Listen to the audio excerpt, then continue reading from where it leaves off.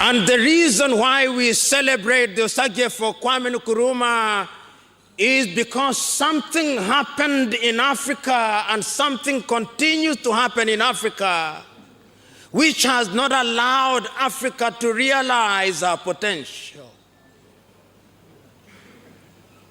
Of course, the coup in Ghana was in 1966, but there had been an earlier coup, as I said, in Togo in 1960, and an even earlier confusion in the Democratic Republic of Congo in 1961.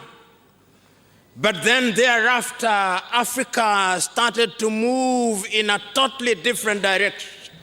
My own countryman, the renowned novelist Ngugi wa Thiong'o, writes in an article, The Politics of Self-Reliance, he says that it would appear that when Africans raised a new flag, the leaders of the day were mentally lynched.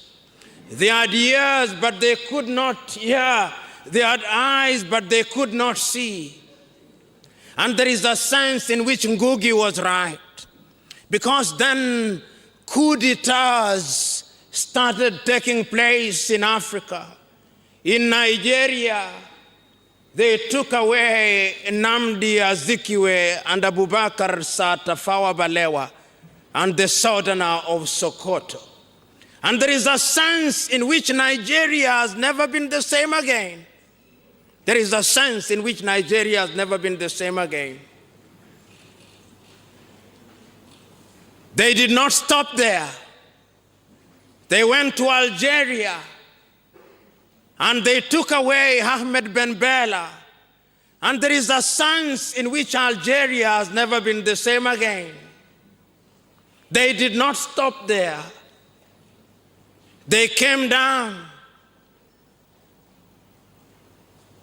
to Mali and they took away Modibo Keita. And there is a sense in which Mali has never been the same again. They went to Mauritania and they took others, and much more prominently they took away Mokhtar al-Daddah. And Mauritania has never been the same again. They did not stop there. They were not in the business of stopping. They went to Central African Republic. They took away David Dacko. They went to Cameroon. They took away Hamadou Ahidjo. They tried to take away Sékou Touré. They failed. But they did not stop there.